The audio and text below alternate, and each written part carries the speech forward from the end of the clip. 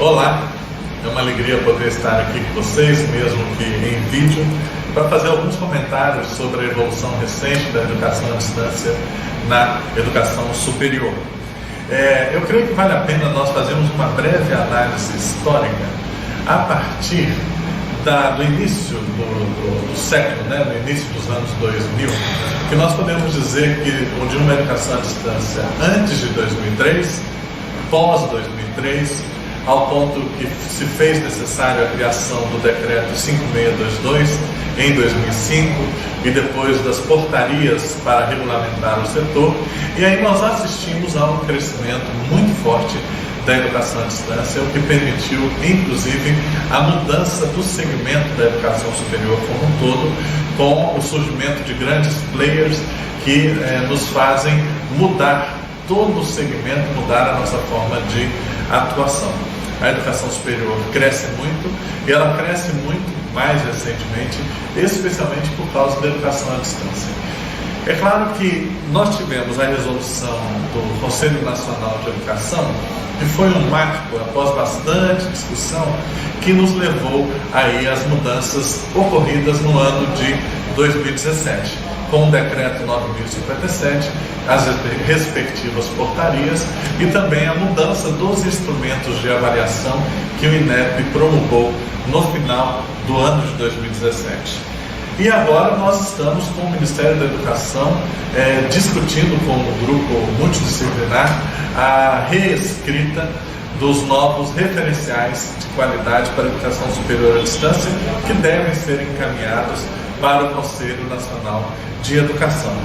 Tudo isso nos levou a qual posição hoje, no momento em que eu gravo aqui, no final do ano de 2018?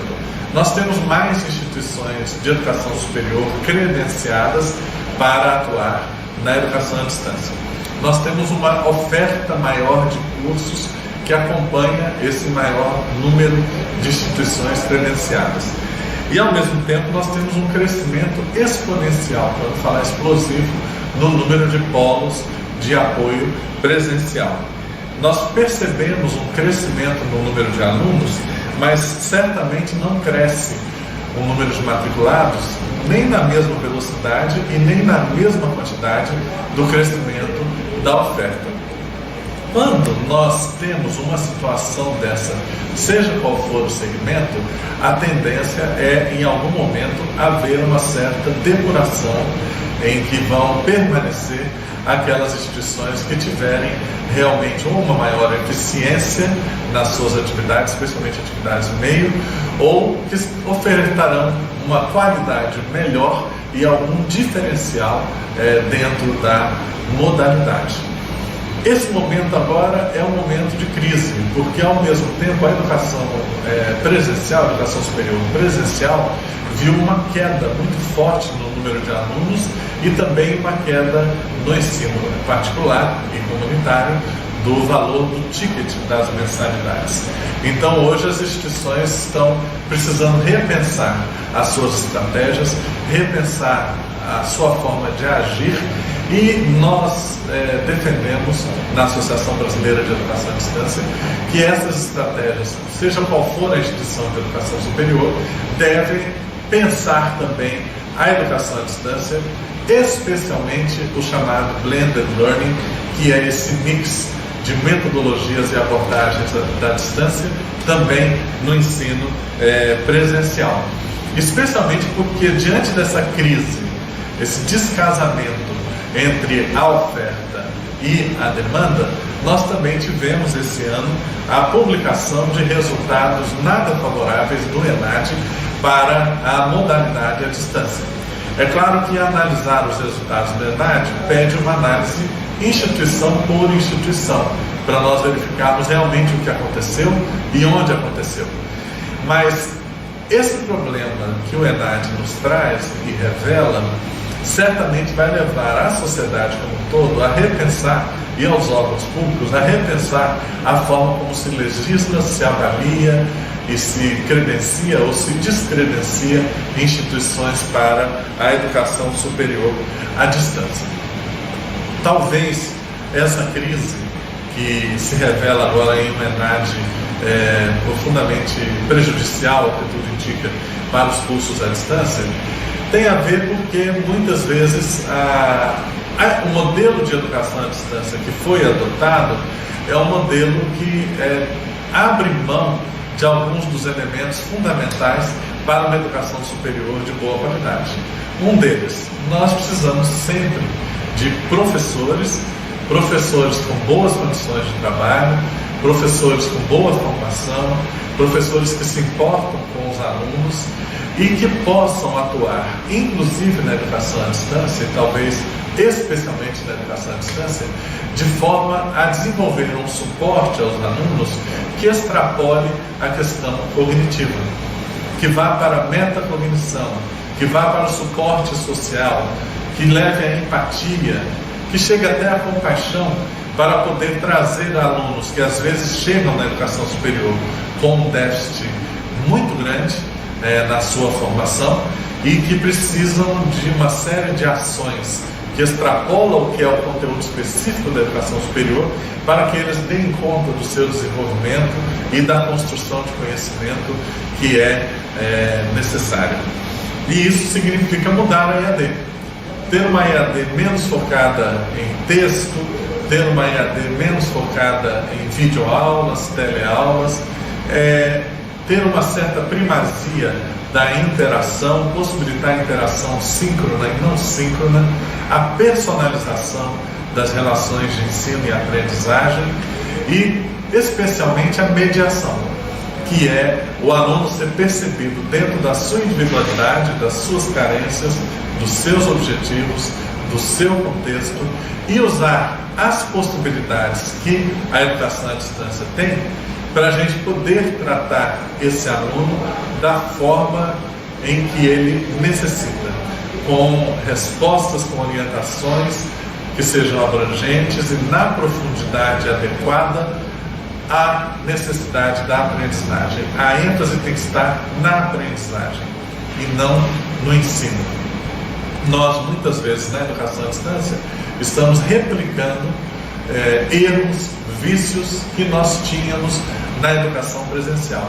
Então é importante aproveitar as possibilidades e aí sim, deixar de ser uma inovação incremental, que é hoje a educação à distância, para se tornar uma inovação radical, que a gente possa incorporar também a tecnologia de uma maneira crítica, construtiva, criativa na educação à distância, mas não ficarmos restritos à tecnologia e sim desenvolvermos aquilo que está na essência da educação, que é a relação humana, ainda que mediada por tecnologias, ainda que possibilitadas por tudo aquilo que nós temos hoje, o arcabouço de recursos que nós temos hoje, que permite superar as limitações de tempo e as limitações de espaço para termos novas formas de relacionamento.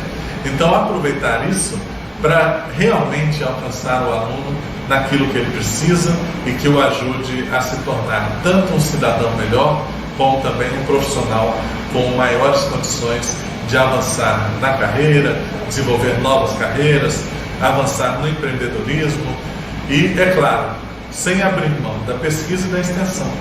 Muitas vezes, quando se fala de educação à distância, as pessoas não pensam na pesquisa e na extensão.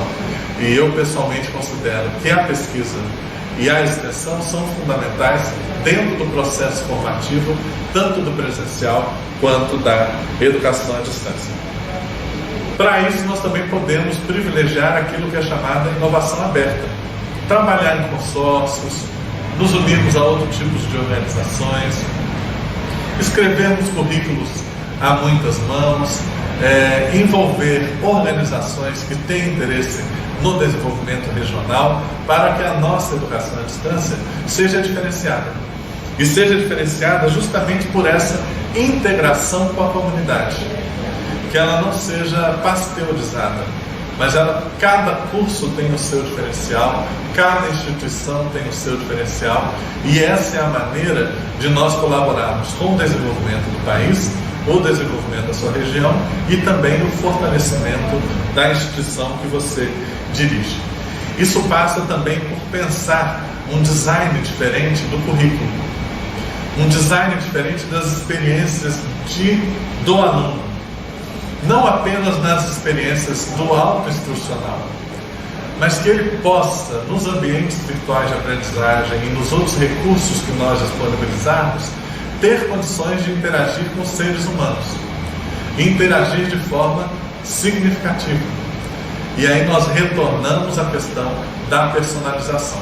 Se há uma grande possibilidade que talvez ainda esteja sendo pouco explorada na educação à distância, é a personalização.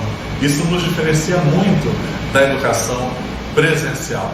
E personalizar as relações de ensino-aprendizagem é algo perfeitamente possível hoje pela legislação, pela regulação e pelos instrumentos de avaliação que nós temos da educação superior.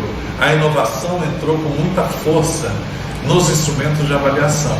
E a inovação passa não apenas pela parte tecnológica, mas especialmente pelas relações humanas e a forma como nós desenhamos os nossos currículos e planejamos os nossos cursos para privilegiar a mediação. O meu desejo é que você invista nisso e que você seja muito bem sucedido nesse novo campo que se abre. Sucesso!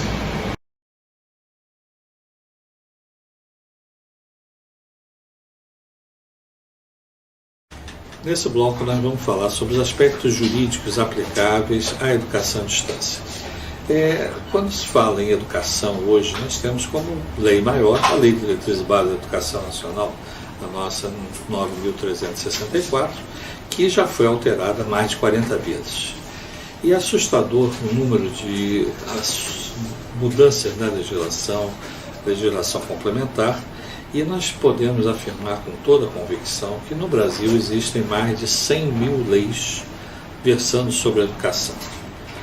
Esse trabalho, essa pesquisa que foi feita, leva em consideração que nós temos, em termos de lei federal, nós temos mais de 100 leis federais vigentes, aplicadas a todas as relações juspedagógicas.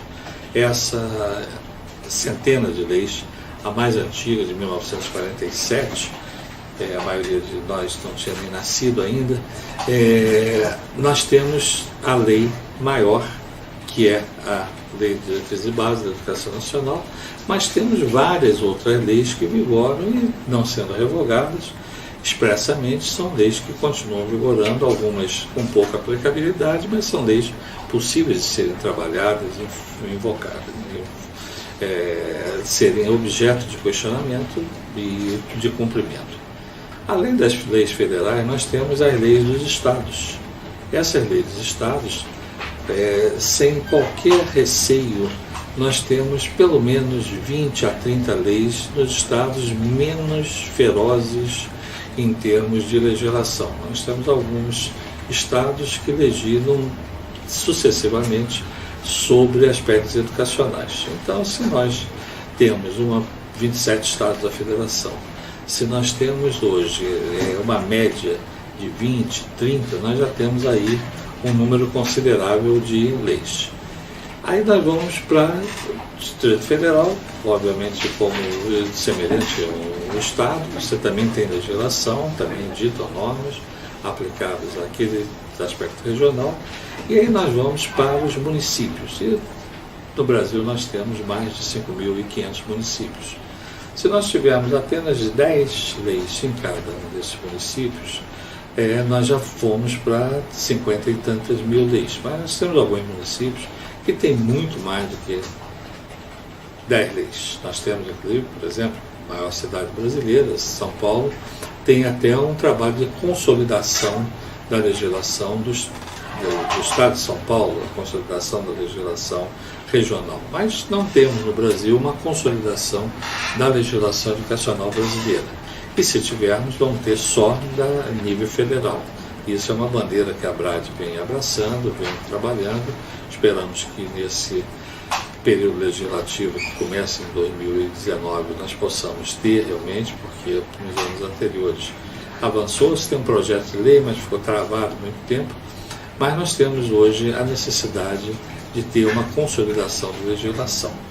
Mas nesse momento, o que nós temos que pensar? No sentido mais macro, nós temos a educação com a legislação regulada por leis, e aí nós temos as normas complementares, os decretos, as portarias, as resoluções, as deliberações do Conselho Estadual de Educação, do Conselho Nacional de Educação, que chamam de resolução, alguns estados chamam de deliberação, os pareceres normativos, e nesse conjunto todo está você, como um profissional da educação, você como aluno, você como família, sem saber onde buscar, onde recorrer, onde conseguir saber o que vigora e o que não vigora. Esse processo da falta de uma legislação, se já era um pouco confuso no momento da educação presencial, nós temos hoje na educação à distância complexidade muito maior, porque os próprios juízes, desembargadores desconhecem muito o que é educação à distância. E por não saber, às vezes eles protelam muito as decisões. Então, esses aspectos globais da legislação aplicada à educação à distância tornou mais difícil essa situação das instituições de educação, dos profissionais, do próprio poder público, que muitas das vezes não se acha sem ter uma convicção daquilo que vigora, do que é o mais correto e o menos correto, mas você tem que observar o que é o correto. E nós temos hoje profissionais e os associados da ABRAD, nós temos vários que são especialistas em direito educacional, mas nós temos que convir que nós temos muito pouca gente em relação a esse universo das relações juiz-pedagógicas. Se nós olharmos o Brasil tem 220 mil escolas, 2.500 escolas de ensino superior e as outras escolas de educação básica, desde a educação infantil, fundamental, ensino médio, mas nós temos hoje 220 mil escolas. Nós temos escolas públicas e escolas particulares, uma predominância das públicas, 180 mil aproximadamente, e 40 mil escolas particulares. Profissionais de educação, nós temos 2.500.000 profissionais de educação, atuando nas redes públicas e privadas, muitos atuam nas duas redes, mas há uma predominância de profissionais que atuam só nas redes municipais de educação, nas redes públicas, municipais e estaduais. Mas temos um universo grande também nas privadas. E nós temos 60 milhões de alunos, pouco mais hoje, 60 milhões de alunos. Dificilmente uma família não tem ninguém ligado à área de educação. Então, você tem um filho, um neto, ou você mesmo participa, você tem uma relação. A comunidade educacional hoje é muito grande, passa de 60 milhões. Então, nós temos 60 milhões, nós temos 2.500.000 profissionais, 220 mil escolas, e nesse meio, o que existem são os profissionais, operadores de direito, profissionais da área de pedagogia, na área de educação, de gestão, que também atuam nessa solução de conflitos, muitas das vezes, mas nós temos que convir que é um terreno minado, um terreno onde é difícil você conhecer melhor realmente qual é o direito, qual é o dever, e assim reciprocamente. A Associação Brasileira de Direito Educacional vem fazendo esse trabalho, e nesse campo da educação à distância, numa cooperação também com a Associação Brasileira de Educação à Distância, que agradecemos até o apoio institucional desse congresso, mas nós temos que convir que,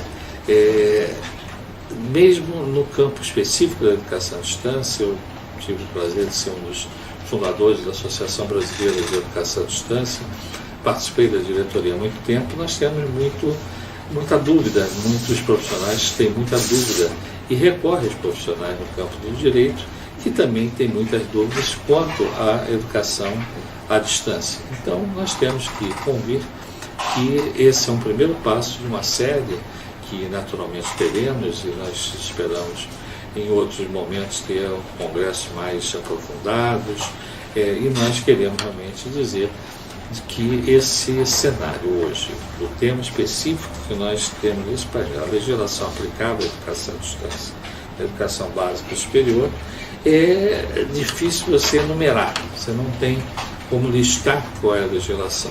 Você tem que ter a análise de cada caso, e aí fica uma orientação de profissionais, análise de cada caso, estudar regionalmente, estudar inclusive a época, porque o direito temporal é exatamente aquele direito do fato. Então não se aplica a legislação de hoje, aplica a legislação da época que vigorou. Você tem, por exemplo, nós estamos agora numa reforma do ensino médio, mas a reforma do ensino médio ela vai trazer mudanças substanciais, inclusive algumas delas a partir de 2021.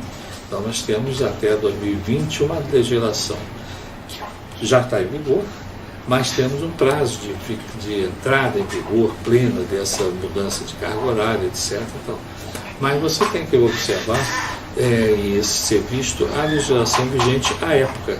Então não é o que está vigorando hoje, é o que está vigorando na época do fato. Então você tem principalmente o princípio de respeito aos atos perfeitos nesse ponto e não trazer reflexos em termos de aspectos anteriores a esse cenário. Então nós vamos fechar esse nosso bloco, esse nosso painel sobre legislação, com um aconselhamento, uma sugestão que os profissionais, antes de qualquer manifestação, analisem a realidade. Você pode ter, como nós citamos, nós temos normas que não é de um estado, você tem normas do município, por exemplo, a educação infantil, primeira parte do ensino fundamental, é legislado pelos municípios. Então, o que está na cidade de São Paulo é diferente do que está em Guarulhos, do que está no Rio de Janeiro é diferente do que está em Niterói. Então, você tem realmente, que está em Vitória, que está em Vila Velha, você tem situações que são situações que você tem que analisar. De onde é a demanda, analisar a legislação aplicável naquele município e naturalmente poder opinar quanto aos direitos e deveres que existem reciprocamente nas relações juiz-pedagógicas. Então nós vamos fechar esse bloco, teremos outros blocos com outros companheiros que estão relatando experiências e vivências, mas fica o nosso alerta para essas mudanças, são mudanças substanciais que estão acontecendo no dia a dia.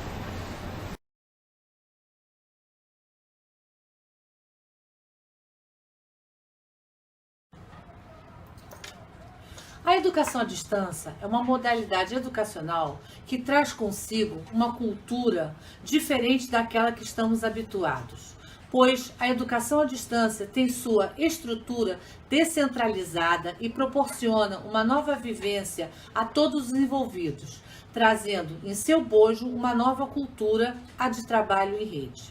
Essa modalidade de ensino requer uma maior divulgação e compromisso por parte dos agentes envolvidos, visando qualidade e credibilidade aos olhos da sociedade.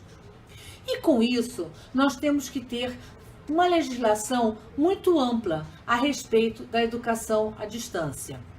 Dentro da educação básica, nós podemos começar a utilizar a educação à distância desde o ensino fundamental. Isso está no decreto e na lei. Só que, na prática, não é muito usual e também não é uma coisa muito fácil, porque a criança ainda não tem aquele comprometimento com a educação.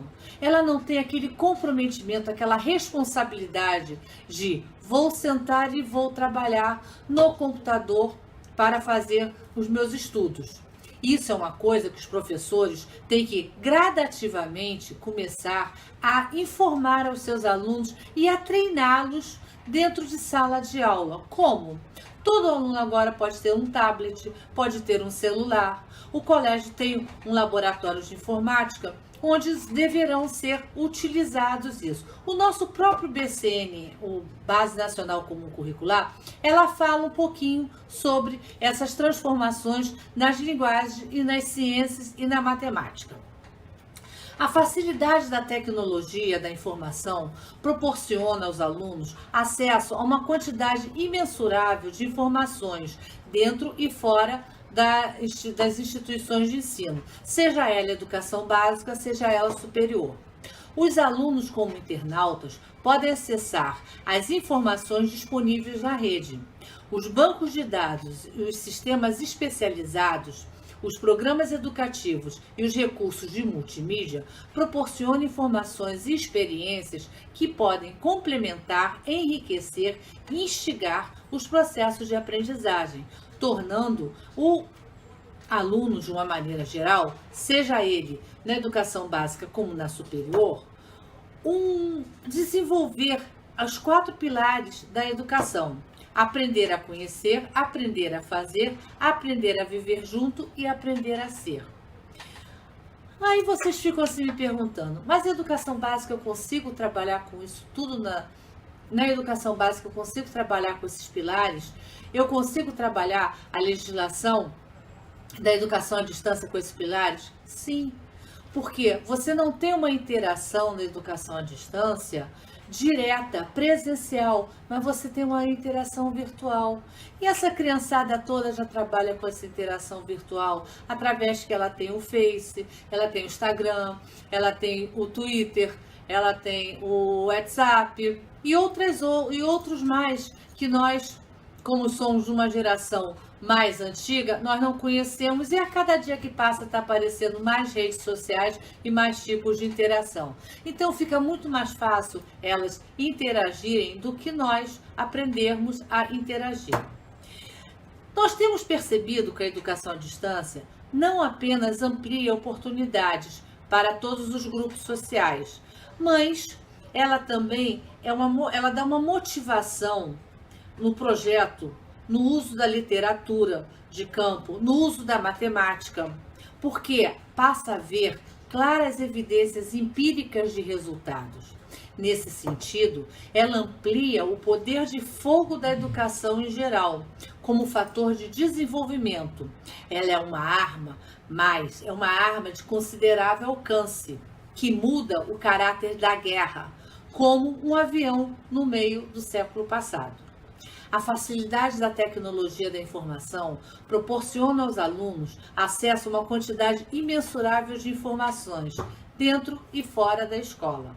E é nesse momento que a legislação educacional brasileira, ela mostra, através da modificação do ensino médio, onde você pode ampliar o horizonte dessas crianças, através do decreto que regulamenta a educação à distância superior, a ampliar todos os seus alunos, a ampliar o horizonte desses alunos. Outro aspecto também é o fator do desenvolvimento da educação presencial ou não, que por definição a EAD já se põe desde logo no terreno do novo da transgressão. Eu estudo à distância, mas eu tenho que ir uma vez por semana na presencial. Deixa aí um questionamento para os meus colegas. Isso é a distância? Eu deixo um ponto de interrogação. Sei que uns vão dizer que sim, é a distância porque nós temos o semipresencial. Não, isso é a distância porque a distância, ele tem que ser a distância, não tem que ter presencial. Então, isso é um ponto de discussão que eu vou deixar para vocês analisarem e numa próxima oportunidade nós podemos falar.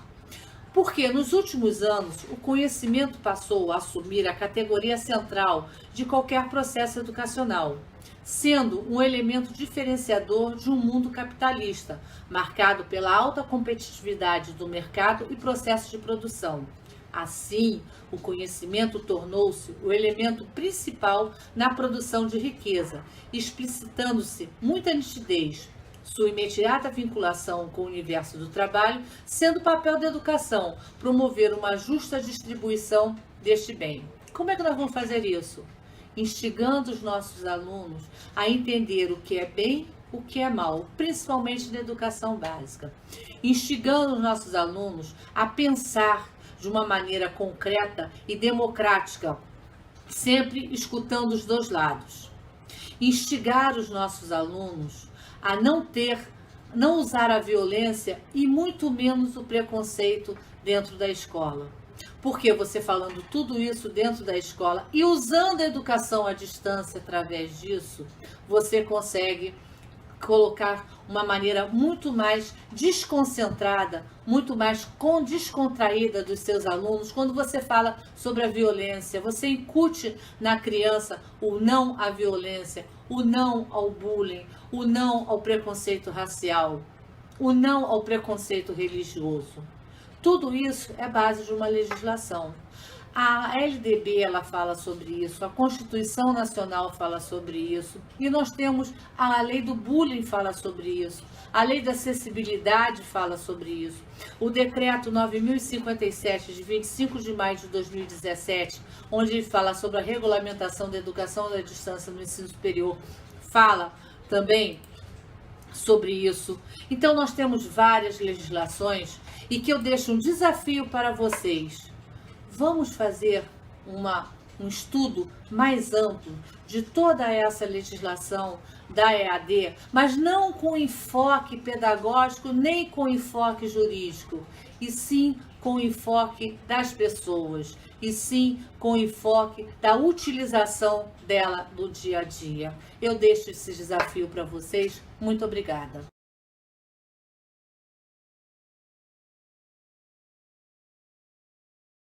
Olá, meu nome é Valéria Jabur, sou advogada, professora, pesquisadora na área de Direito Educacional, Direito Digital.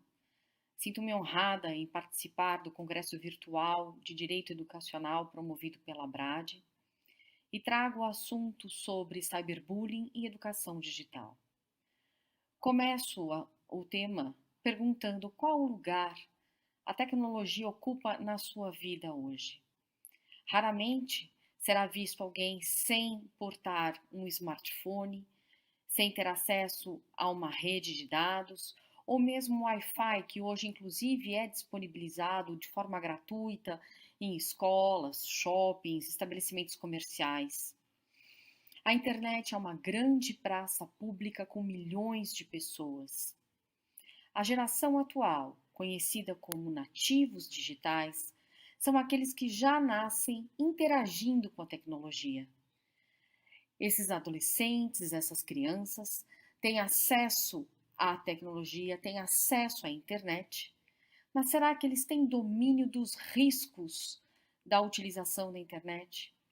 Como disse, a internet é uma grande praça pública com milhões de pessoas.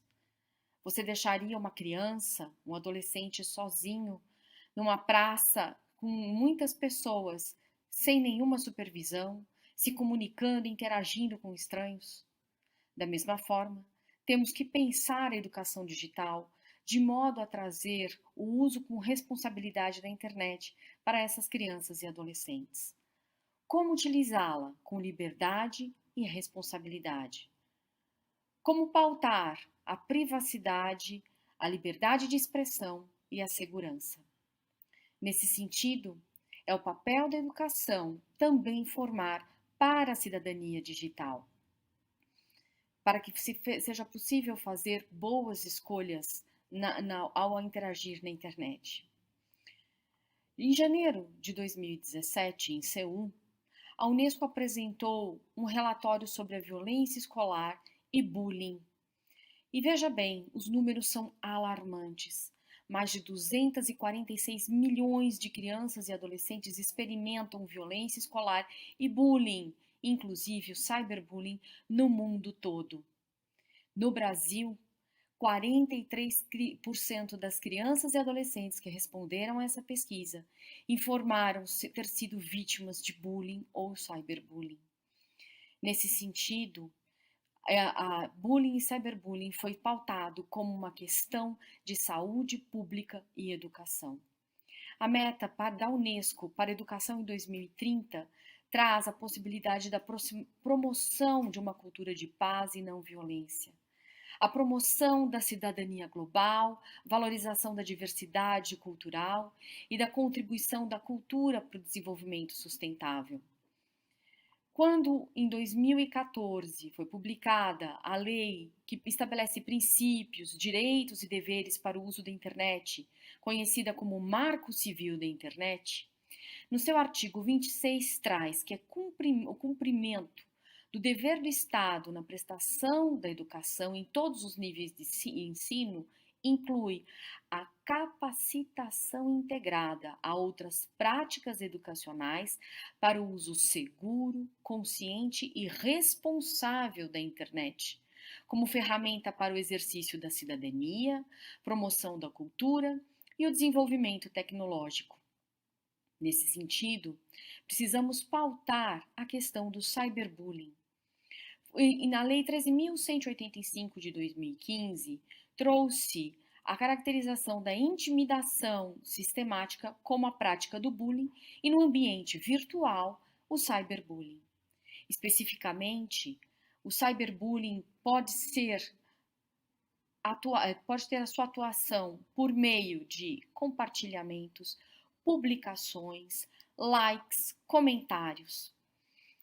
Quando há o envio de mensagens hostis em relação a uma pessoa num determinado grupo, quando há agressões por meio de xingamentos via WhatsApp ou redes sociais, quando a agressão inclusive inclui ameaças, postagens de informações falsas, afirmações cruéis a alguém, a depreciação de mensagens ou fotos, ou exclusão de modo cruel de um grupo, quando há adulteração de fotos ou de dados pessoais, e ainda filmagens e postagens de fotos não autorizadas ou editadas. Todas essas práticas que denigrem a imagem de alguém, que ofendem a honra de alguém, são práticas do cyberbullying no ambiente virtual. Os danos das vítimas não se restringem só ao momento da sua publicação, mas por vezes reverberam por toda a vida daquela pessoa.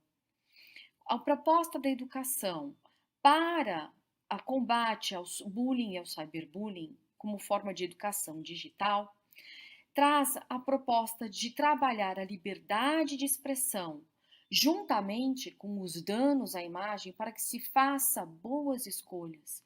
Ensinar as crianças e os adolescentes a fazerem boas escolhas e terem boas práticas na internet. Evitar a exposição excessiva por meio de fotos, por meio de selfies, por meio de check-ins. Que haja o controle, e esse controle deve ser feito também principalmente pelos pais, no sentido de se verificar com quem interagem e de que forma interagem na internet. O autor da agressão, do cyberbullying, por vezes, ele tem a sensação do anonimato, achando que a internet é terra de ninguém. No entanto, é possível se identificar a autoria, a origem das agressões. E por isso faz parte da educação digital trazer ao conhecimento das crianças e dos adolescentes a possibilidade da responsabilização. Também esclarecer para as crianças e para os adolescentes que nudes não são provas de amor, mas sim exposição. E uma exposição de forma deturpada pode ser adulterado, pode ser compartilhado, e as consequências podem ser inimagináveis. A responsabilidade também pelo compartilhamento, porque quem compartilha também participa da agressão. E nós devemos trazer a noção de que será que há possibilidade da retratação de uma ofensa na internet? E se alguém futuramente fez um print e depois de algum tempo volta a postar aquela mensagem, aquela imagem? Precisamos trazer às crianças e aos adolescentes a noção da responsabilidade do uso das redes sociais, da sua manifestação na internet, de modo que tenham consciência e sim atuem de forma a agir com responsabilidade nas suas relações sociais virtuais. O trabalho da educação digital para prevenção e combate ao bullying deve primeiro trabalhar a vítima no sentido de não se calar. Instruir que devemos, sim, contar para alguém, explicar que estamos sendo ofendidos, denunciar, contar aos pais, aos professores, não responder às ofensas e informar que é possível sim encontrar aquele e responsabilizar, identificar aquele que é o autor da ofensa. Deve também trazer a prevenção. E a prevenção, ela deve ser trabalhada de modo que a empatia seja desenvolvida no grupo. A mobilização da escola deve atingir também as famílias e os pais devem trabalhar em cooperação para a prevenção e combate ao bullying e ao cyberbullying. A mediação de conflitos por meio de rodas de conversas e a ciência também da possibilidade da responsabilização, tanto na esfera civil como criminal, da prática do bullying e do cyberbullying. A Lei 13.185 de 2015 trouxe a cultura de paz e a tolerância mútua como forma eficaz para a prevenção e combate ao bullying. E como nós podemos trabalhar a cultura de paz nas escolas? A Lei de Diretrizes e Bases, recentemente alterada em maio deste ano, acresceu os incisos 9º e 10º ao artigo 12, também trazendo a cultura de paz e incumbindo aos estabelecimentos de ensino tomar medidas de prevenção e combate ao bullying.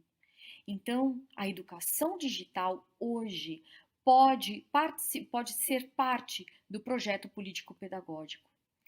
A formação do nosso cidadão para a cidadania digital é vital para que possamos ter uma sociedade mais respeitosa, para que possamos ter relações sociais, relações nas redes sociais mais proveitosas, com boas práticas, devendo-se trabalhar a solidariedade, o respeito, a cooperação e a responsabilidade. Eu agradeço a oportunidade. Muito obrigada. Olá, meu nome é Ângela Rielo, já atuo em educação à distância há pelo menos 10 anos e atualmente trabalho como coordenadora no EAD da Associação Santa Marcelina. É com muita satisfação que, a convite da ABRAD, estamos participando do primeiro congresso virtual com o tema As Relações Jurídicas na Educação à Distância. O tema que eu vou abordar são os contratos de direitos autorais. Trago para vocês a linha do tempo de como o direito autoral se comportou aqui no Brasil. Vou abordar alguns momentos que considero importantes. Desde 1824, na primeira Constituição, em seu artigo 179, inciso 26, a Carta Magna abordou a proteção aos direitos dos inventores, contudo com privilégios temporários. Em 1827, temos a primeira manifestação de proteção aos direitos autorais. Neste ano, em 11 de agosto, quando se instituiu o curso de Direito nas cidades de São Paulo e Olinda, foi assegurado aos professores, mais conhecidos na época como os lentes, o privilégio sobre a produção de suas obras. Os lentes eram responsáveis pelos cursos e pela escolha de compêndios da sua profissão. E em não havendo o conteúdo necessário, contanto que se respeitasse o sistema adotado pela nação, poderiam criar os compêndios, que seriam aprovados pela Congregação dos Lentes e pela Assembleia Geral, em seguida sendo impressos pelo governo e fornecidos às escolas. Aos autores foi garantido o privilégio de 10 anos sobre a obra. O Código Criminal, tanto de 1830 como de 1890, mencionou a criminalização sobre qualquer ação para quem gravasse, imprimisse, litografasse ou introduzisse qualquer tipo de escrito ou de estampa que tivessem sido feitos, compostos ou traduzidos por cidadãos brasileiros, enquanto estes viverem e 10 anos depois de sua morte. Já em 1898, a Lei 496 foi considerada como a primeira lei de direitos autorais, que trouxe um amparo aos autores de obra literária, científica ou artística e trata também sobre o uso de suas criações e a possibilidade de reprodução. Em 1916, essa Lei 496 foi revogada pelo Código Civil, trazendo garantia aos direitos autorais de obras nacionais. Garantia os direitos de brasileiros e estrangeiros residentes no Brasil. O registro da obra era feito na Biblioteca Nacional como uma formalidade constitutiva do direito autoral. A Lei 5988 de 1973, considerada o segundo grande estatuto brasileiro privativo de direito autoral, trouxe inovações e maior abrangência na proteção de obras provenientes da mente humana. Com a aprovação do novo texto constitucional em 1988, a Constituição Federal trouxe em seu artigo 5º dos direitos e garantias fundamentais da pessoa humana, nos incisos 27 e 28, a segurança e a participação em obras coletivas, descentraliza o poder de fiscalizar o aproveitamento econômico da obra intelectual outorgado ao autor e faz menção ao intérprete, reconhecendo-se os direitos conexos. A Lei 9.610 de 1998, que está em vigor até os dias de hoje, apresenta diversas conquistas no que diz respeito ao direito do autor. Esta lei abrange o direito de autor e os que lhe são conexos, disciplina o conceito e abrangência das obras protegidas, relaciona os direitos morais do autor, especifica normas sobre os direitos patrimoniais e aumenta o prazo de proteção de 60 para 70 anos, após o 1º de janeiro subsequente à morte do autor.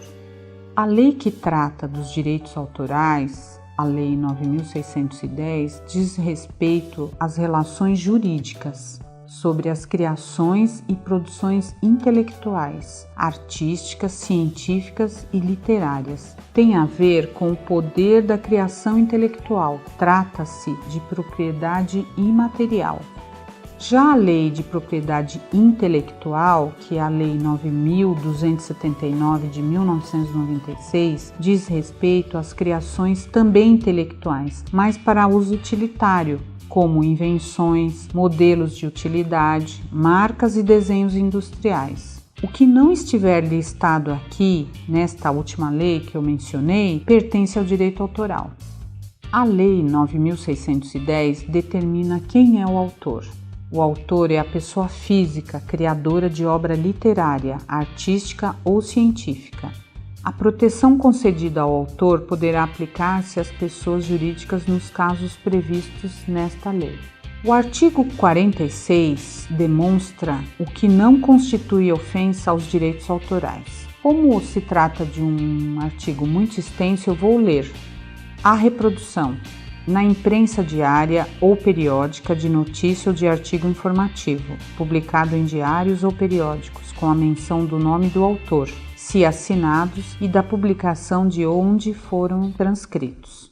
Em diários ou periódicos de discursos pronunciados em reuniões públicas de qualquer natureza, de retratos ou de outra forma de representação da imagem, feitos sob encomenda quando realizada pelo proprietário do objeto encomendado, não havendo a oposição da pessoa neles representada ou de seus herdeiros.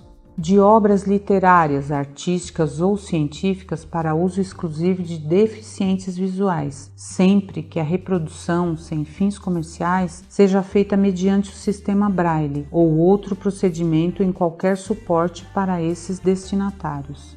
A reprodução em um só exemplar de pequenos trechos para uso privado do copista, desde que feita por este sem intuito de lucro.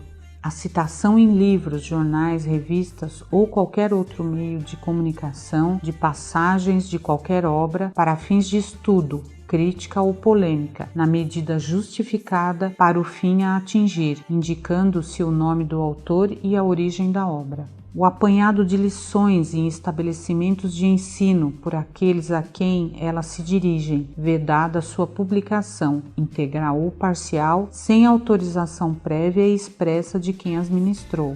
a utilização de obras literárias, artísticas ou científicas, fonogramas e transmissão de rádio e televisão em estabelecimentos comerciais, exclusivamente para demonstração à clientela, desde que esses estabelecimentos comercializem os suportes ou equipamentos que permitam a sua utilização. A representação teatral e a execução musical, quando realizadas no recesso familiar ou para fins exclusivamente didáticos, nos estabelecimentos de ensino, não havendo em qualquer caso intuito de lucro. Para a utilização de obras literárias, artísticas ou científicas para produzir prova judiciária ou administrativa. E por último, a reprodução em quaisquer obras de pequenos trechos de obras pré-existentes de qualquer natureza ou de obra integral, quando de artes plásticas, sempre que a reprodução em si não seja o objeto principal da obra nova e que não prejudique a exploração normal da obra reproduzida, nem cause um prejuízo injustificado aos legítimos interesses dos autores.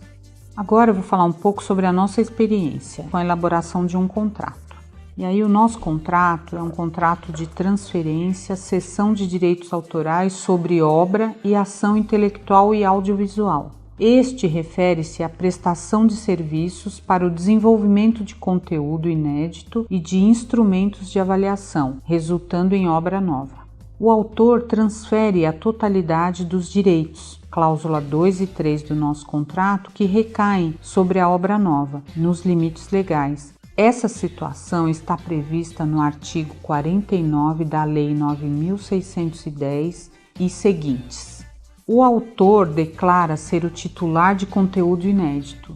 Isso no nosso contrato está previsto na cláusula 10 e previsto também no artigo 13 da lei. O artigo 50 da lei aduz que a cessão total ou parcial presume-se onerosa conforme contrato, cláusulas 3, 4 e 17.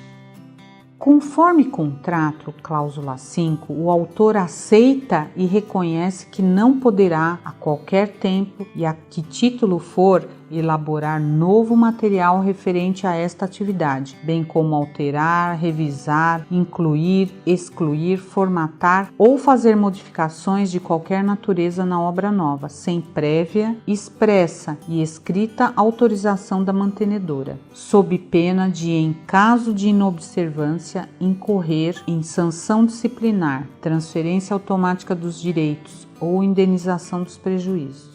Isso está baseado no parágrafo único do artigo 66 da lei. O autor se compromete a não efetuar quaisquer alterações na obra sem autorização prévia, expressa e por escrito da mantenedora, em conformidade com os artigos 103 e 105 da lei. Termino agradecendo a sua atenção e me coloco à disposição. Obrigada.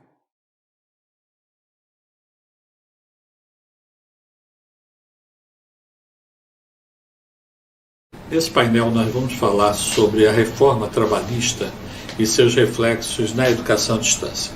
Quando nós falarmos em reforma trabalhista, nós temos que pensar no sentido mais amplo possível, porque existe uma legislação há muito tempo que regula as relações de trabalho de uma forma geral nas instituições de educação.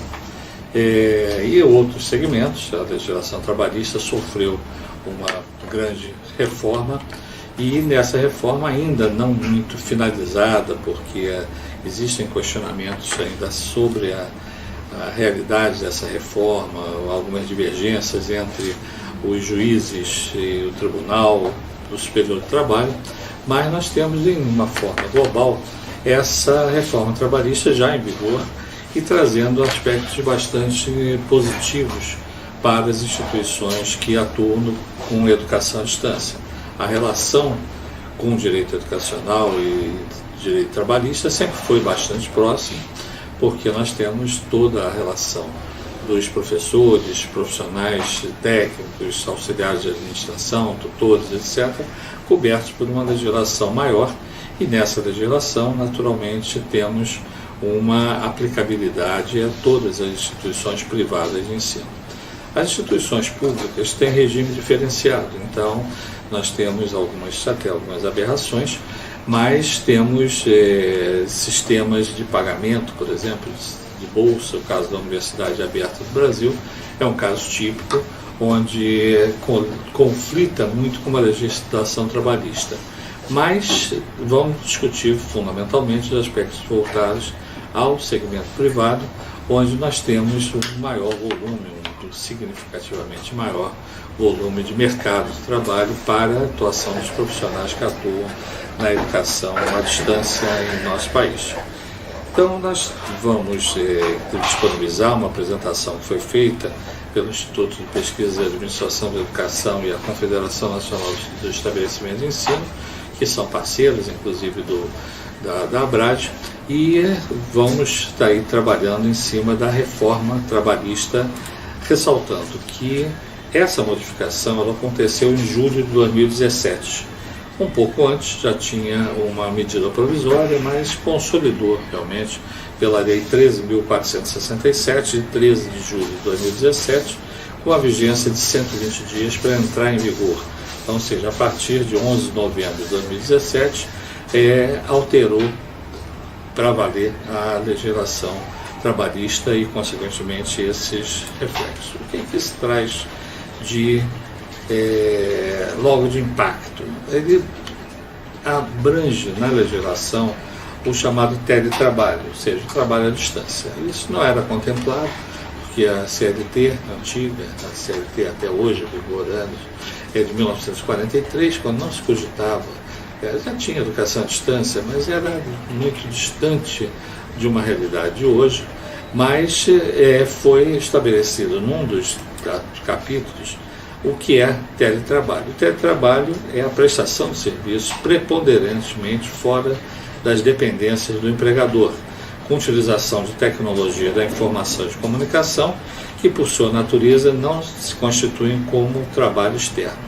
Então, ou seja, você tem, isso é muito comum na educação à distância, você tem o trabalho remoto, que é o trabalho teletrabalho, que ficou consagrado e perfeitamente possível essa prestação de serviço fora das dependências do empregador.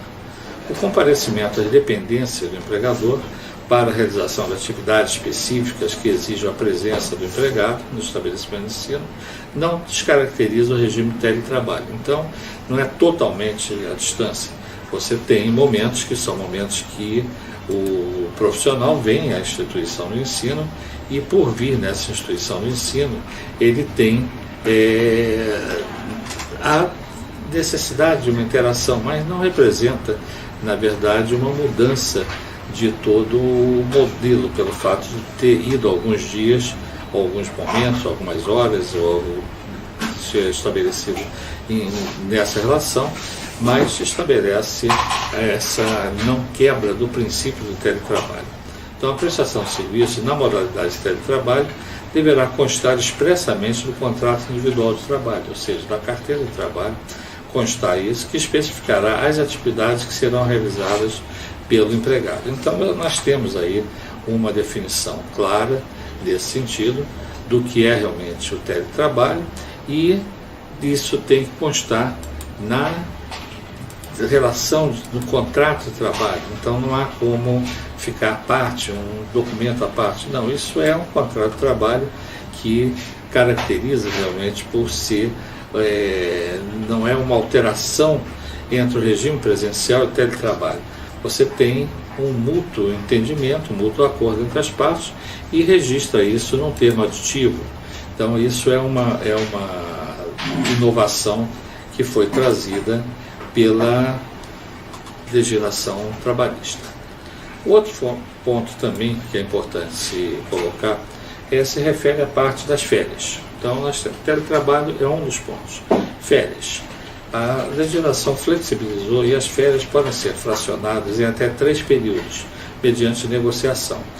É comum, às vezes, na educação presencial, você ter férias de 1 ano, 30 dias depois de 1 ano e tal. Mas na educação à distância não dá para você separar, deixar um mês sem ter relação. Então você pode fracionar essas férias. Antes poderia ser 2 períodos de 15, hoje passa a ser 3 períodos. E esses 3 períodos podem ser feitos desde que um, pelo menos, seja de 15 dias. Os outros podem ser 7 e 8, pode ser 15, 10 e 5, fica a critério das partes. Mas as férias foram contempladas nesse processo como sendo uma inovação realmente importante para todas as instituições que trabalham com educação à distância. Outro aspecto também que foi contemplado e traz reflexo na educação à distância é a jornada de trabalho, que poderá ser de 12 horas com 36 de descanso. Isso é um pouco comum na educação à distância, mas você tem que ter as 44 horas semanais ou 48 horas semanais, ou 220 mensais. Mas nós não temos realmente na educação à distância, embora é importante que a gente mencione, essa jornada de trabalho de 12 por 36, ninguém fica 12 horas de plantão para a educação à distância. Mas, se nós estamos falando de uma forma geral da reforma, isso abrange essa possibilidade juridicamente.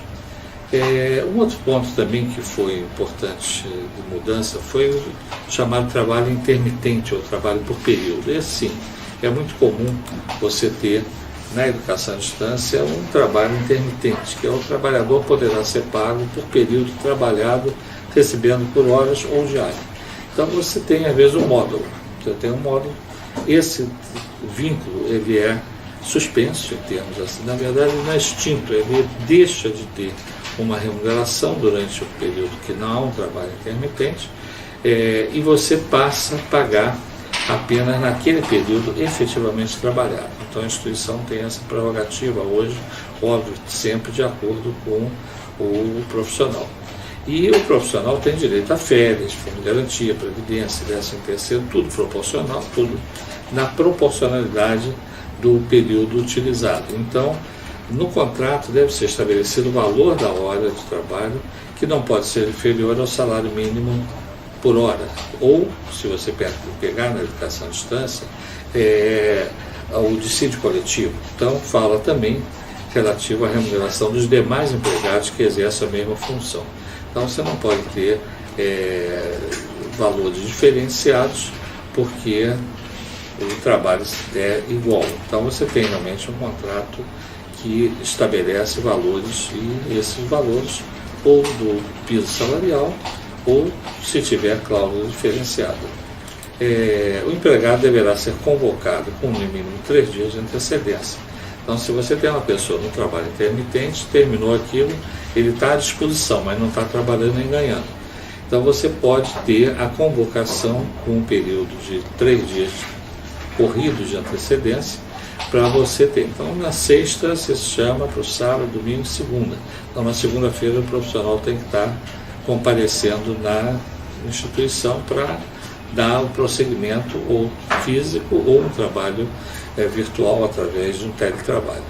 No período de inatividade, pode haver serviço para outras pessoas. Então, ou seja, você tem a possibilidade desse profissional prestar serviço a várias outras instituições naquele período que ele está só de plantão à sua disposição, mas nada impede que tenha vínculo com outras entidades.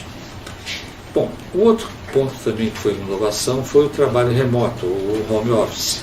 Esse home office, tudo que o trabalhador usar em casa deverá ser formalizado com o patrão via contrato, como equipamento, gasto de energia elétrica, internet, e o controle do trabalho será feito por tarefa. Então, se você tem um trabalhador que faz o trabalho remoto, sistemático, você pode perfeitamente estabelecer uma forma de reembolso daquele custo que foi feito por ele, gastando energia elétrica, gastando equipamentos, se for equipamento deles, ou você disponibilizar um equipamento para poder trabalhar nessa atividade na sua residência. Bom, outro ponto também que traz reflexo foi o fortalecimento das negociações. As convenções e acordos coletivos poderão prevalecer sobre a legislação.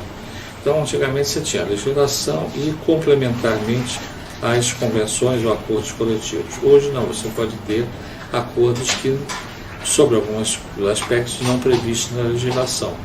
Então, os sindicatos e as empresas podem negociar condições de trabalho diferentes das previstas em lei, mas não necessariamente no patamar melhor que os trabalhadores. Então, você tem essa possibilidade mais ampla de negociação. As negociações sobre redução de salário ou de jornada deverá haver uma cláusula prevendo isso durante o prazo de vigência. Então, você tem a possibilidade de ter uma redução de salário ou redução de jornada de trabalho. Um outro ponto também em relação à parte de demissão. A demissão, o contrato de trabalho, pode ser extinto de comum acordo com pagamento de metade do aviso prévio e metade da multa dos 40% do fundo de garantia. Então, você pode estabelecer um acordo e, em vez de ter o aviso prévio integral, em vez de ter os 40% da multa, se trabalhar pela metade disso, porque a legislação permite isso. O empregado pode ainda movimentar até 80% do valor depositado na empresa, mas não terá direito a seguro-desemprego. Então, ou seja, você tem uma demissão por acordo, não levanta o fundo de garantia, mas você pode movimentar, você levanta até 80%, mas você não tem direito ao seguro-desemprego. Bom, outro ponto também que veio na reforma trabalhista foi o fim da contribuição sindical obrigatória para o trabalhador ou para a empresa. Não há mais uma obrigação nesse sentido. Então, você paga no sindicato se você quiser. Se você não quiser, você não é obrigado a pagar.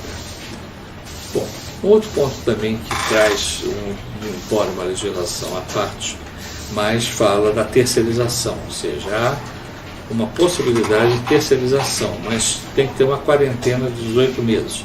Então, você dispensa um servidor, um colaborador, você não pode contratar como terceirizado em menos de 18 meses.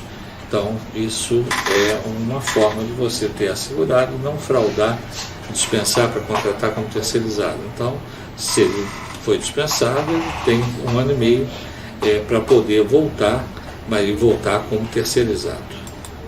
Também, um outro ponto que foi modificado na legislação foram as ações trabalhistas. Então, o trabalhador será obrigado a comparecer às audiências de justiça do trabalho em caso de perda de ação e arcar com as custas processuais. Então, ele é obrigado a comparecer e ele pode ser condenado nas custas judiciais. Antes, não, você poderia ter uma reclamação, faltava, ter uma segunda, faltava, só a terceira que ele teria uma punição. Hoje não. Ele, se for pedidos absurdos, pode inclusive ser condenado até nas honorárias advocatícias de sucumbência, ou seja, a parte contrária, a parte vencedora, que terá que pagar de 5% a 15% do valor da sentença. O trabalhador tiver acesso à justiça gratuita também está sujeito a pagamento de honorários, então isso não trouxe flexibilização, e alguns outros aspectos previstos no aspecto da rescisão, que não vamos entrar aqui em maiores detalhes. Agora, independente dessa reforma trabalhista, você tem uma outra lei, que foi de março de 2017, a Lei 13.429, que fala na trabalho temporário. E esse trabalho temporário também mexeu fortemente. As principais mudanças são que o trabalho temporário é aquele prestado por pessoas físicas contratadas por uma pessoa jurídica de forma temporária, que coloca à disposição uma empresa tomadora de serviço para atender a necessidade de substituição transitória de pessoal permanente ou demanda complementar de serviço. Então, existe a figura hoje consagrada do trabalho temporário, e esse trabalho temporário é para você substituir alguém. Você tem uma funcionária que está grávida, então você contratou uma outra pessoa para substituir. Esse é um trabalho temporário que, terminado aquele período, você, consequentemente, extinguiu o vínculo, mas sem maiores complicações. Pode ser prorrogado por até 90 dias e não poderá ser, inicialmente não pode ser superior a 180 dias e pode haver uma prorrogação por mais 90 dias. Então, esse contrato de trabalho traz, e o que isso traz, só para finalizar, os reflexos na educação à distância. Primeiro, permite que se adote com maior intensidade o teletrabalho. transfere para os acordos sindicais a normatização e regionalização das relações de trabalho. Possibilita a realização de contratos de trabalho intermitentes ou remotos, possibilita o fracionamento das férias, regula o ressarcimento dos custos incorridos em função do teletrabalho. Então, essa foi uma inovação consagrada, possibilita o aumento de produtividade pelos profissionais e a tendência que reduza os conflitos de ordem trabalhista. Então, em síntese, são esses aspectos contemplados na legislação educacional, na legislação trabalhista e reflexos na legislação educacional, que estão já vigentes no nosso país. Alguns questionamentos, como citamos no início, podem estar sendo feitos, mas para a educação à distância, a reforma trabalhista foi extremamente benéfica. E assim nós fechamos esse painel, esse quadro, sobre a reforma trabalhista e os reflexos na educação à distância.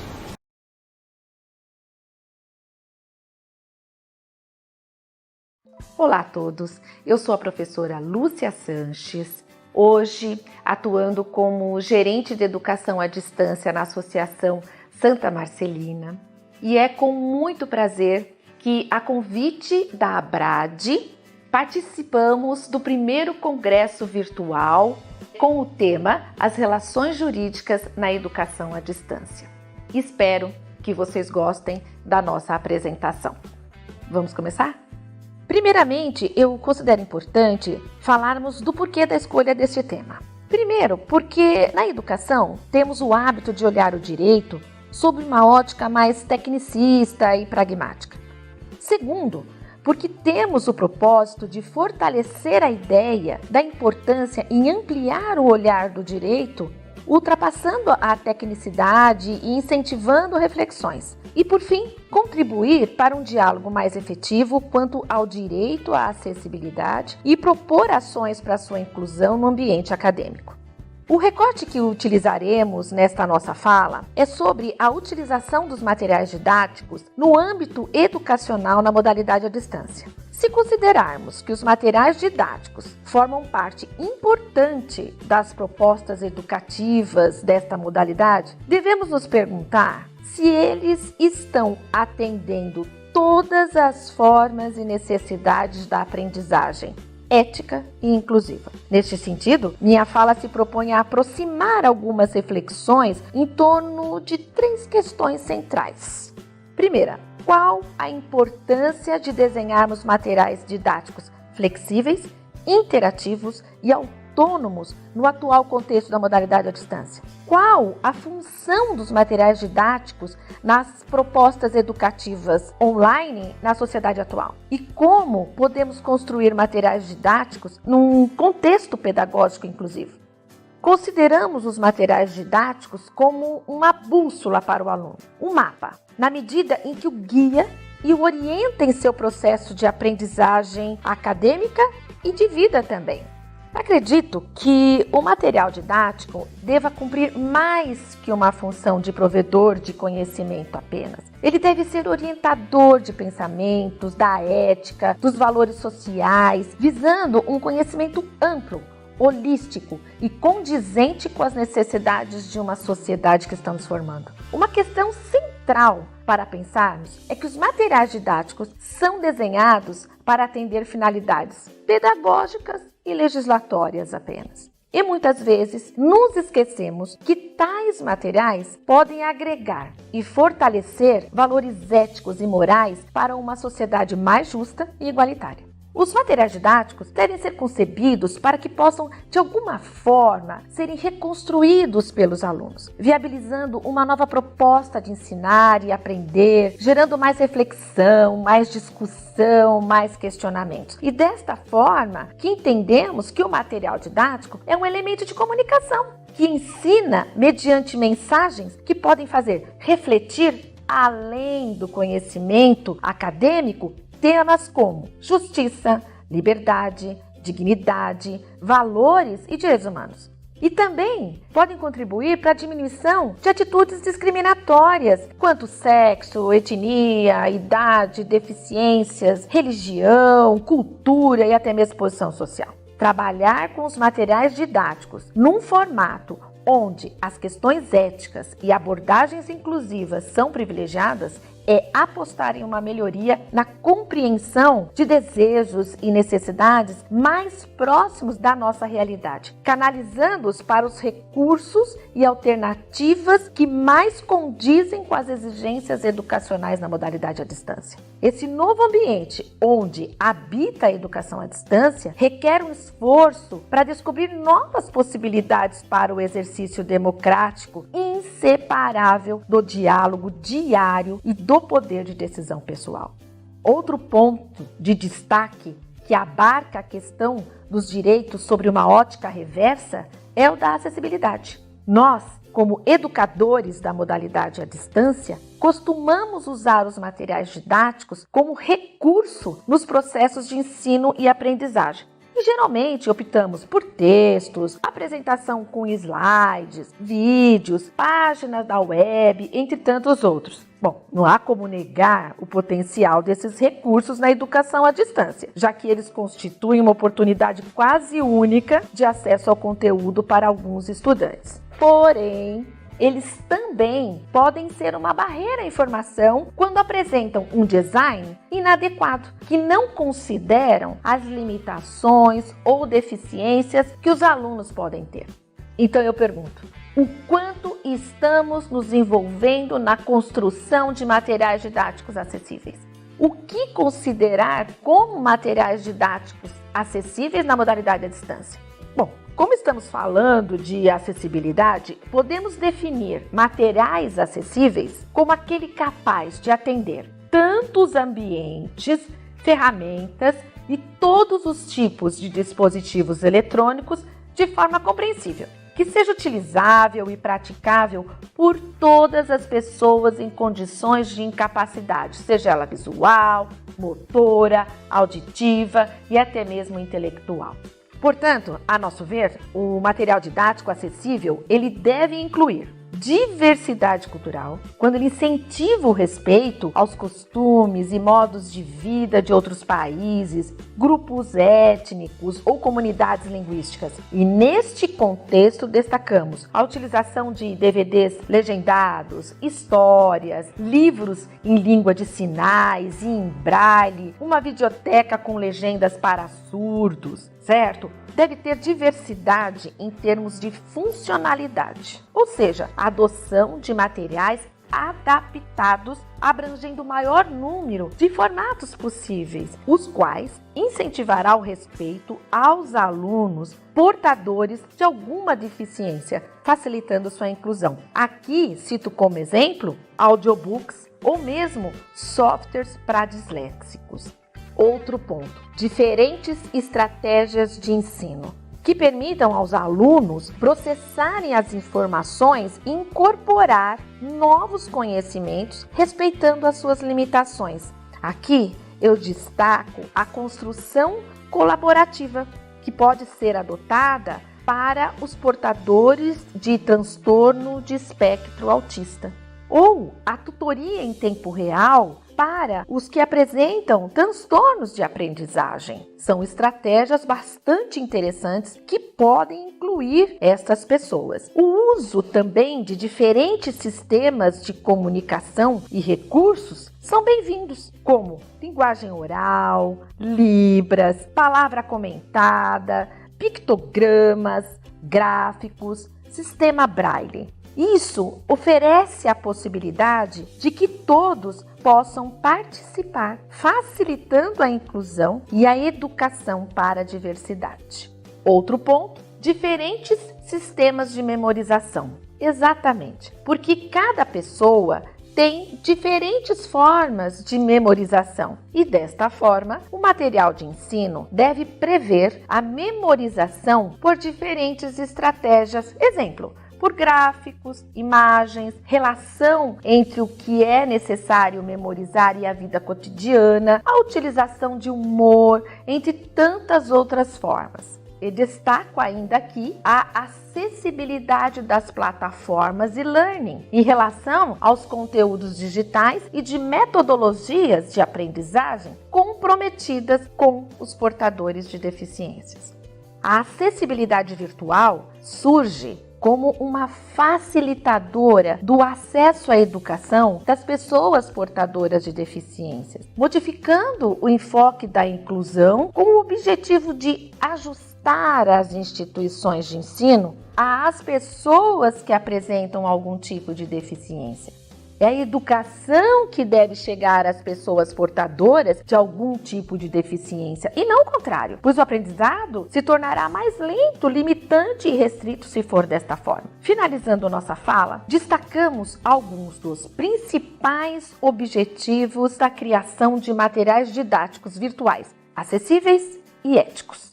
1. Educar em valores cívicos e democráticos, contribuindo para o despertar de uma atitude crítica e de respeito à realidade mais próxima de cada indivíduo ou aluno, como queiram, como uma forma de crescimento pessoal e coletivo. Desenvolver estratégias que facilitem a participação de todos os envolvidos. Sensibilizá-los sobre a importância de agir de forma responsável, crítica e ética na tomada de decisões. Promover o uso do espaço acadêmico como um espaço relacional e de construção da democracia e respeito à diversidade, seja ela qual for. Fortalecer o trabalho coletivo como ferramenta de desenvolvimento de atitudes e habilidades como iniciativa, segurança, autonomia, criatividade, consciência crítica e participativa. E, finalmente, ajudar na superação da discriminação e limitações em diferentes áreas do conhecimento.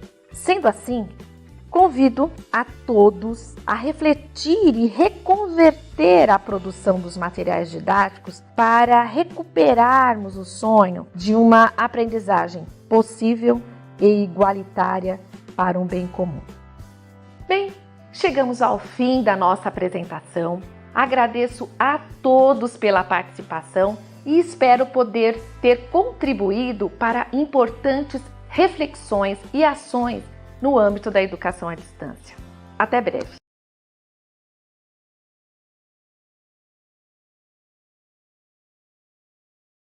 Participamos mais uma vez, com muito prazer, de um evento da ABRAD, a Associação Brasileira de Direito Educacional, sob a presidência do Dr. João Roberto Moreira Alves. E o tema que vamos abordar neste momento é a modernização das instituições de ensino em relação aos registros acadêmicos. Inicialmente, não podemos deixar de destacar que neste mundo em que vivemos hoje, onde a internet, o celular e as comunicações virtuais são absolutamente necessárias, tornando até algumas pessoas dependentes dessa tecnologia, como se situa o segmento do ensino? Ensino, as instituições, quer as que tratam do ensino fundamental, ensino médio, ensino superior.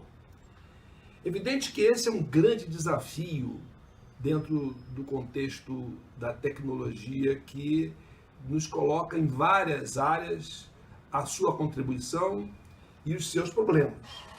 Na área da educação, essa matéria vem sendo discutida há alguns anos, mas mais enfaticamente, nos últimos 5 anos, vem sendo objeto de várias tentativas e vários debates travados em congressos e algumas experiências que foram não muito exitosas. O Ministério da Educação e Cultura, na oportunidade era ministro Mercadante, tentou fazer uma uniformização de registros dos diplomas, uma central de registros, de tal maneira que se pudesse conferir a veracidade desses diplomas num único bloco, numa única localização, via meio digital, internet. Mas, com poucos meses de exposição dessa proposta, houve um recuo uma vez que o INEP demonstrou que não havia naquele momento condições de executar tecnologicamente essa experiência. Bom, então, a partir de 2013, vem sendo tentada uma regulamentação, principalmente na área do ensino superior. A Portaria 1224, de 18 de dezembro de 2013, final de ano, instituiu normas para a manutenção e guarda do acervo acadêmico das instituições de educação superior pertencentes ao Sistema Federal de Ensino. E nesta portaria, o acervo acadêmico será composto de documentos e informações que são definidas no código, nas tabelas em anexo, mas que, pela regra estabelecida para efeito dessas portarias, todas as atualizações de classificação seriam permanentemente colocadas pelo MEC. A IES, a instituição, deveria manter permanentemente organizado e em condições adequadas de conservação, fácil acesso e pronta consulta todo o acervo acadêmico sob sua guarda. E o acervo acadêmico poderá ser consultado a qualquer tempo pela comissão própria de avaliação.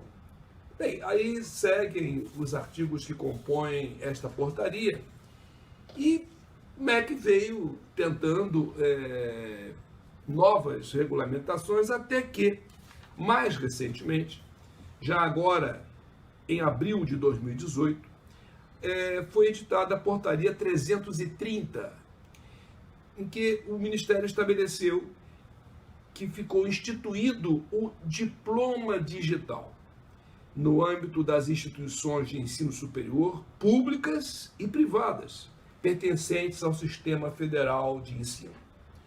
Esse diploma abrange tanto o registro como o respectivo histórico escolar. A emissão do diploma digital fica restrita às instituições que dispõem da prerrogativa para a emissão e registro do diploma.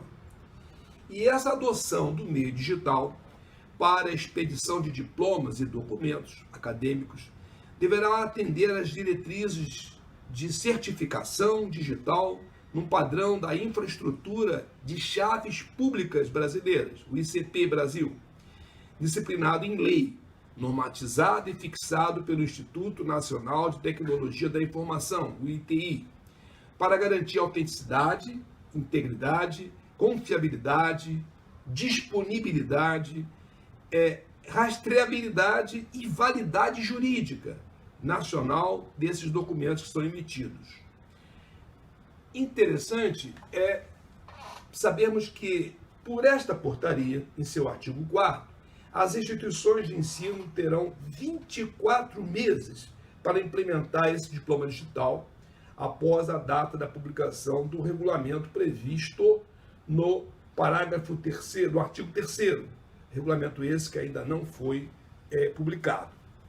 Bom, então, vimos que, no âmbito do ensino superior, essa matéria vem sendo discutida, a necessidade de se implementar o registro digital e o registro acadêmico da documentação nas instituições de ensino superior. E nas instituições de ensino fundamental e médio, também entendemos a necessidade da modernização para se atender a essas condições de garantia, de acessibilidade e, evidentemente, são muitas as razões que justificam esta modernização.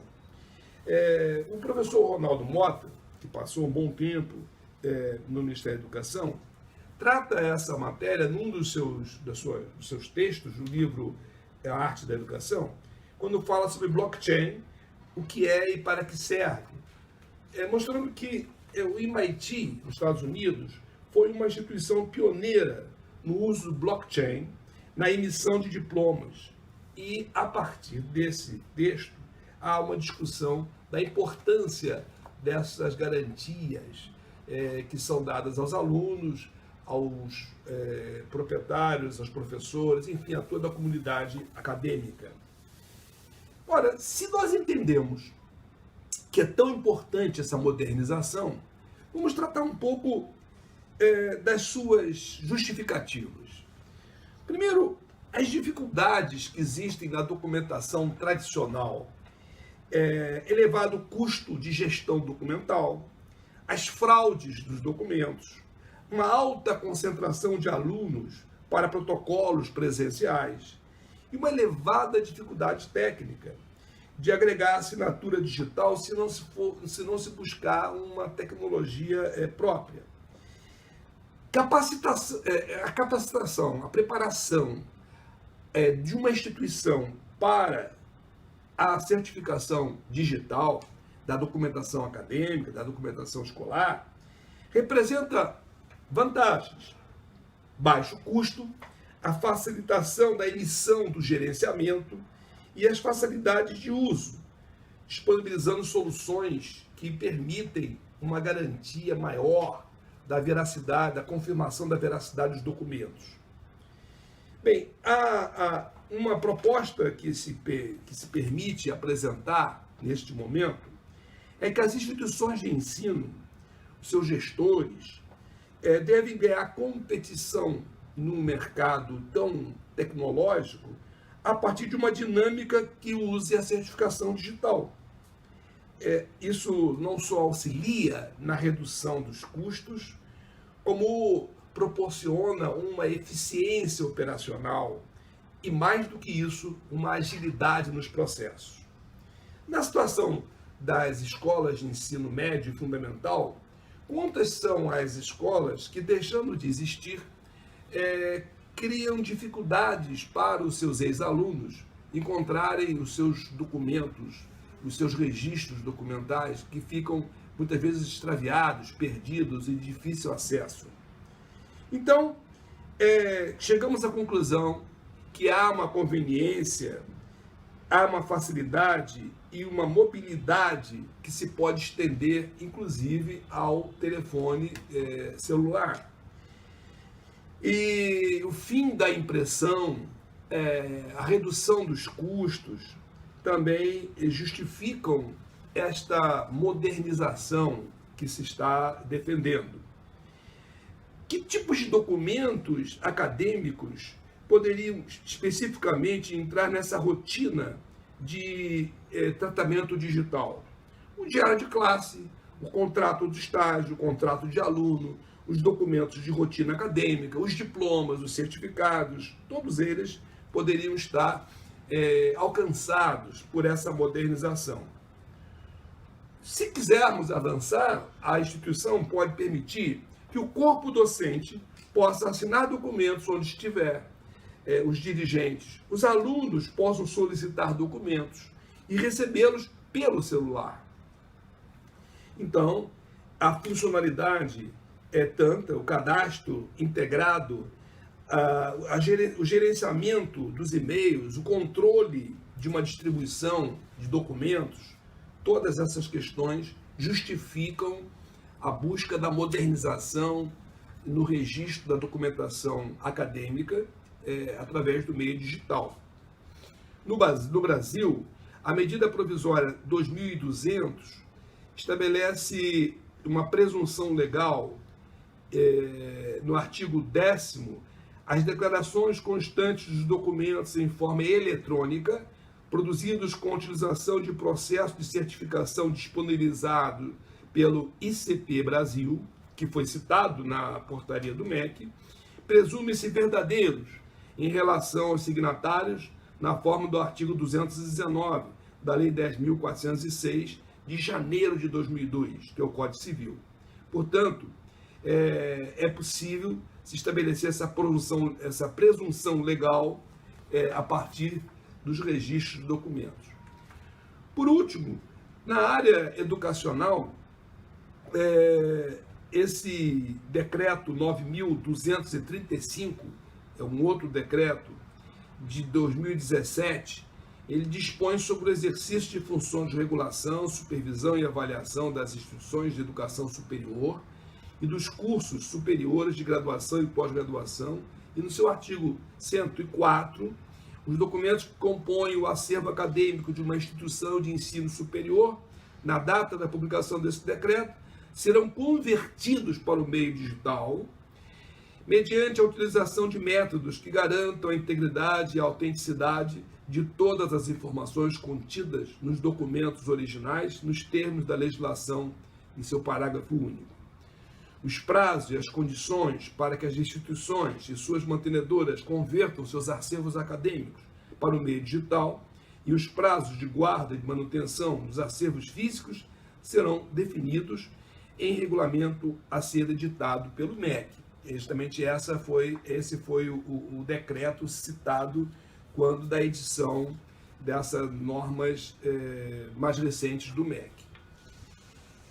Numa conclusão nessa nossa comunicação, queríamos destacar não só a importância do registro acadêmico pelo meio digital, como a necessidade das instituições, quer sejam instituições que ensinam no nível fundamental e médio, quer sejam as que ensinam no nível superior, elas devem se preparar elas devem estar preparadas para essa nova era, e é inquestionável que vamos ter essa necessidade de modernização, de atendimento, não só a essa legislação que há de se tornar cada vez mais rígida, como também às necessidades do próprio consumidor.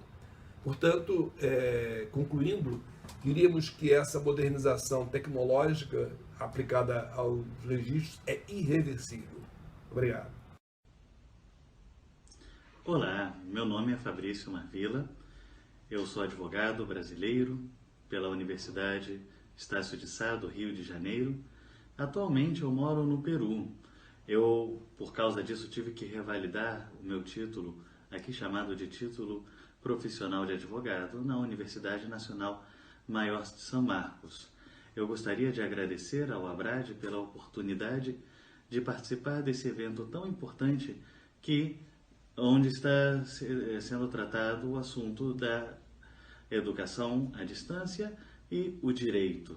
É um importante encontro para podermos discutir esses assuntos. Bem, eu sou mestre em educação pela Universidade de Piura, aqui no Peru. Eu tenho esse título, esse grau, em razão de uma bolsa que eu recebi da OEA, Organização dos Estados Americanos, e para conseguir fazer esse mestrado eu tive algumas dificuldades em relação à revalidação do meu título profissional de advogado. Eu sou especialista em ambiente virtual de aprendizado pela Organização dos Estados Ibero-Americanos e em qualidade educativa pelo Instituto para a Qualidade da Pontifícia Universidade Católica do Peru. E por que eu estou fazendo essa apresentação tão longa, tão estendida? Sim, existe uma razão para isso. E qual é? Bem, existem algumas palavras-chave que eu falei durante essa pequena apresentação, que são novos desafios da educação. Quais são elas? São bolsas de estudos, revalidação e reconhecimento de título, também estamos falando de qualidade educativa, ambiente virtual de aprendizado. Todos esses assuntos são novos desafios que a educação no Brasil e no mundo vem tendo que enfrentar devido ao mundo globalizado. A minha apresentação vai ser com um enfoque jurídico devido também à minha formação. Eu sou mestre em Economia e Direito do Consumo pela Universidade Castilla-La Mancha, na Espanha. A Universidade Castilla-La Mancha também tem uma participação bastante importante nessa questão da educação à distância, que eu vou dar um destaque mais adiante. Claro, como estamos falando de direito educativo, também eu vou transversalmente falar sobre temas pedagógicos que são devidos à minha formação e ao assunto que é pertinente. Bem, iniciando com um tema bastante jurídico, eu gostaria de falar sobre o Decreto 9057 de 2017 e a portaria do MEC que regulamenta esse decreto. Por que ele é importante? Esse decreto ele refunda a educação à distância. Nós sabemos que antigamente no Brasil existiam muitas travas para a educação à distância que foram sendo superados, principalmente na educação superior. Esse decreto ele permite, uma das grandes inovações dele, que a instituição de educação superior possa ser credenciada sem antes ter credenciados os cursos de educação presencial. Por que isso é importante? Isso permite que universidades sejam credenciadas de maneira direta. Isso vai evitar burocracia, vai evitar tempo e vai permitir que tenha um planejamento da educação para, especificamente, a educação à distância e não somente uma adaptação da educação presencial à educação à distância. É importante mencionar também, o que me vem à mente, que na Espanha existe a Universidade Nacional de Educação à Distância. Eu não sei se vocês ouviram falar, mas essa universidade é bastante interessante porque o nome já diz, educação à distância, né? É uma universidade que todos os seus cursos são à distância. Geralmente, quase todo o conteúdo é à distância, poucas exceções presenciais. Quando eles são presenciais, geralmente eles são dados através de participação dos consulados e embaixadas da Espanha no país onde dá aula. Por exemplo, a Embaixada da Espanha no Brasil, né, que pode ser em Brasília, São Paulo. E se essa universidade, por exemplo, o NED, né, pela sua sigla, ela quisesse ofertar cursos no Brasil, ela poderia? Bem, se ela passar pelos procedimentos para ser uma empresa nacional, sim, ela poderia ofertar. Pela lei, né, pelo decreto 9057, não teria qualquer impedimento. E também mencionar, nesse caso, a resolução número 3 do Conselho Nacional de Educação. Por que é importante? Essa resolução ela fala sobre reconhecimento e revalidação de títulos, que sempre foi um assunto bastante problemático no Brasil, porque basicamente não aconteciam as revalidações e reconhecimentos em quase todos os casos. Ela deu uma regulamentação bastante ampla, né, para a revalidação e reconhecimento baseado na qualidade desses cursos, geralmente também utilizando as avaliações que esses cursos exteriores, né, esses cursos obtidos no exterior são avaliados nos seus próprios países, através da estrutura, professores, qualidade acadêmica e também a parte administrativa. Eles são avaliados no exterior e, através dessa avaliação adequada, aqui no Brasil também se utilizaria para poder revalidar ou reconhecer. Essa resolução ela não fala em nenhum momento de uma limitação específica para a educação à distância. Essa é uma boa notícia porque permite, em tese, que uma pessoa que estude um mestrado, um doutorado à distância, tenha o seu título revalidado e reconhecido, né? Bem, entrando nessa discussão sobre a educação à distância, eu gostaria de falar de alguns mitos que acabam sendo criados no imaginário das pessoas, porque a primeira coisa que falamos quando pensamos sobre a educação à distância é que ela é totalmente à distância. Bem, vou retornar a esse assunto mais adiante. O primeiro mito que eu gostaria de falar eu chamo de o aluno relapso. O que é o aluno relapso? É aquele aluno que não acompanha adequadamente as aulas, ou que ele busca resolver tudo em um momento específico, Quer dizer, ele não lê os materiais de maneira adequada, não lê periodicamente, né? E só assume a responsabilidade para cumprir. Tiro minha nota mínima, não sei, uma nota número 6, aprovo, ou às vezes até utilizo o material, né, a famosa cola. Tenha esse medo de que na educação à distância se utilize bastante de vantagens pela própria estrutura. Só que eu gostaria de fazer uma reflexão de que na educação também presencial esses problemas existem. Na educação presencial também existe a possibilidade do aluno ele utilizar uma cola em uma prova, dele, por exemplo, não acompanhar e entregar os trabalhos na última hora, né? Todas essas possibilidades existem.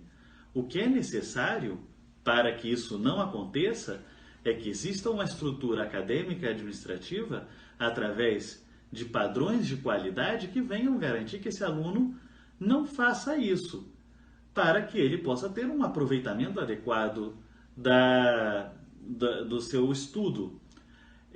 Às vezes parece que eu estou indo muito para o lado pedagógico. Sim, é importante falar do lado pedagógico, mas não.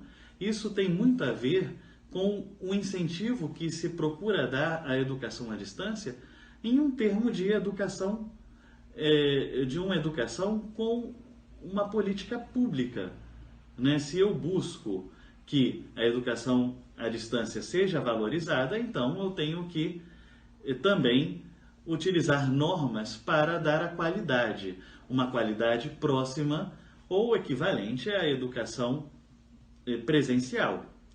O segundo grande mito que existe, e eu vou, na verdade, juntar dois mitos aqui, primeiro, que outra pessoa realize as atividades, né? Por exemplo, uma prova, e o que eu estou juntando é que esse aluno, pela estrutura da educação à distância, ele não desenvolva competências pessoais.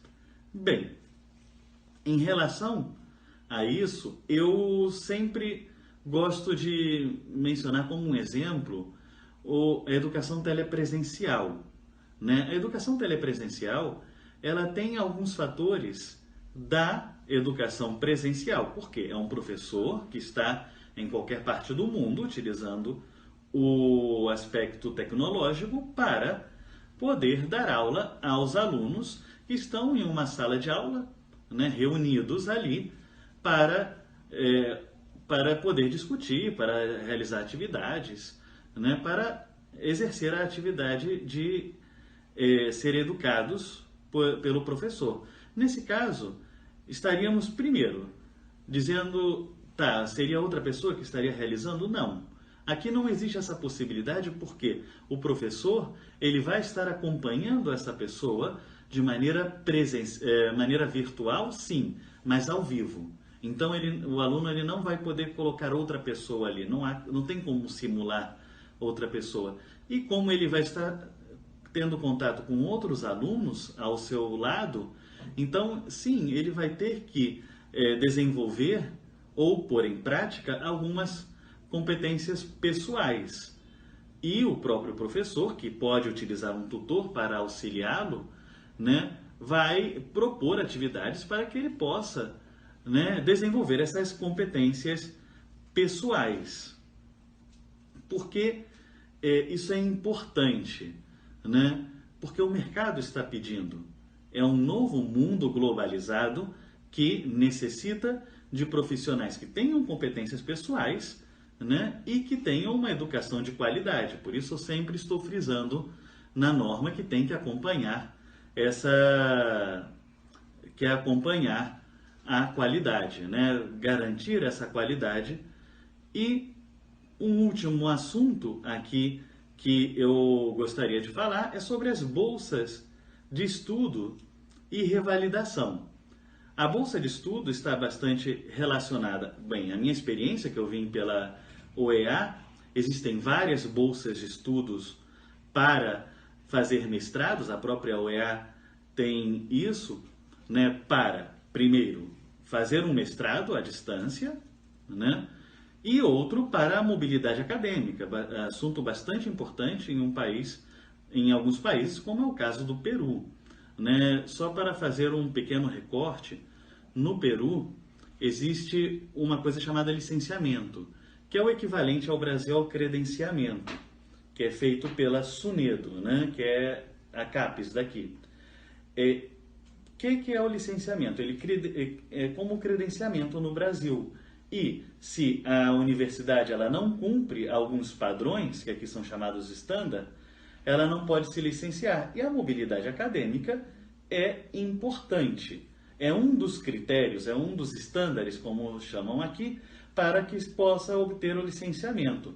Mas mais do que um estándar, um padrão, é importante porque também oferece ao aluno uma oportunidade de ter contato com profissionais de outras culturas e de outras realidades profissionais. Isso pode ser dado através de um ensino totalmente à distância, né? Através de um mestrado, por exemplo, um doutorado à distância, mas vou dar um exemplo da aula espelho. Aqui no Peru existem 2 universidades que fazem parte da rede Laureate International. E essas 2 universidades existem as aulas espelhos. Que são essas aulas espelhos? Por exemplo, eu aqui estou no Peru, né? Eu sou professor aqui no Peru, então eu dou aula para um grupo no Brasil que vai estar tendo aula lá no Brasil através de um sistema telepresencial. E outro professor do Brasil vai fazer o mesmo. Então, eu dou aula para um grupo no Brasil e o professor no Brasil dá aula para um grupo peruano.